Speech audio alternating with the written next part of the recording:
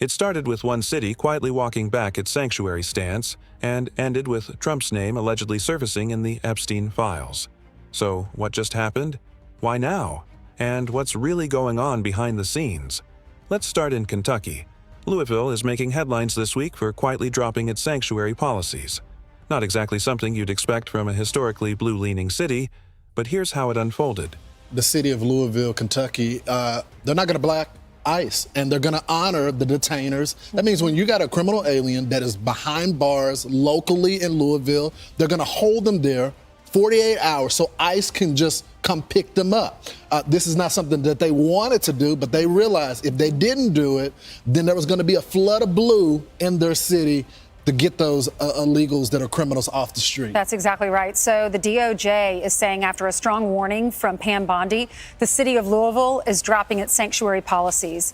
They outlined Louisville's changes. They're going to follow the law. They're going to get rid of sanctuary policies, and they're going to work with us to fix the illegal immigration crisis, according to the DOJ. That change didn't come out of nowhere. Reports say it followed a strong warning from Attorney General Pam Bondi, signaling the DOJ was watching closely. For city leaders, the choice was clear: either cooperate or face pressure. This shift is bigger than just one city. It reflects a broader DOJ strategy, pushing local jurisdictions to hold criminal suspects for ICE pickup and publicly framing the reversal as a common-sense win. Meanwhile, something surprising happened on Capitol Hill. A subcommittee stacked with Trump allies voted to subpoena the Epstein Files, 8-2, and Trump's name may be part of the reason why. Donald Trump, and by association his little buddy Mike Johnson, definitely don't want Congress to subpoena the Epstein Files. But they lost the vote in that MAGA-filled subcommittee 8-2. And then just a few hours later, the full Republican-controlled Oversight Committee agreed to issue the subpoena. Now, in what looks like kind of a bit of an attempt to muddy the waters here, Republicans also agreed to subpoena Bill and Hillary Clinton, obviously, James Comey, Robert Mueller, and every attorney general going back to 2005. I mean, everyone, Loretta Lynch is included on that list, just to tell you something, I guess.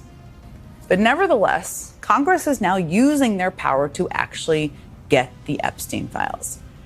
According to both the Wall Street Journal and the New York Times, Trump already knew what was coming. In May, Pam Bondi reportedly told him that his name appeared multiple times in the files. In May, Bondi and her deputy informed the president at a meeting in the White House that his name was in the Epstein Files. When asked, Trump denied receiving specific details. He called the briefing quick and claimed Bondi never mentioned his name. But the press wasn't convinced. The Attorney General briefed you on the DOJ and FBI review, the findings of that review. The Attorney General briefed you on that. What? On the DOJ and FBI review. On what subject? Epstein, on Epstein, of the review of the files. Attorney General Pam Bondi briefed you on that. Very quick briefing. Did she tell you, what did she tell you about the review? And specifically, did she tell you at all that your name appeared in the file? No, she's given us just a very quick briefing. The administration now says it's protecting victims' privacy. But critics point out, Trump's DOJ hasn't even taken the legally required step of notifying those victims. So what are they really protecting? Things Trump has offered his supporters as a concession is a call to release a much narrower collection of documents from the grand jury investigations of Epstein. Those documents not only have less information than the full Epstein investigation, they're also harder to release. But, and here's the important part, those grand jury documents also include information about Epstein's victims. So releasing them instead of the full files because of concern for the victims makes absolutely no sense. Their argument makes no sense. After backlash from the base, Trump shifted the spotlight back to Bondi, saying it's now her call whether to release more. That may have been strategic, or a signal of deeper tension behind the scenes. But here's the problem. Bondi already promised the public big revelations. Now her silence is backfiring. And for many, it's not just about Epstein anymore. It's about credibility and follow-through. The MAGA base isn't letting go. Even longtime loyalists are saying, if there's nothing to hide, release it. For Trump, Epstein may be the rare issue where silence speaks louder than spin. So here's where we are. One city caves on immigration enforcement, another scandal reignites on Capitol Hill, and a former president finds his name in a file nobody's supposed to see.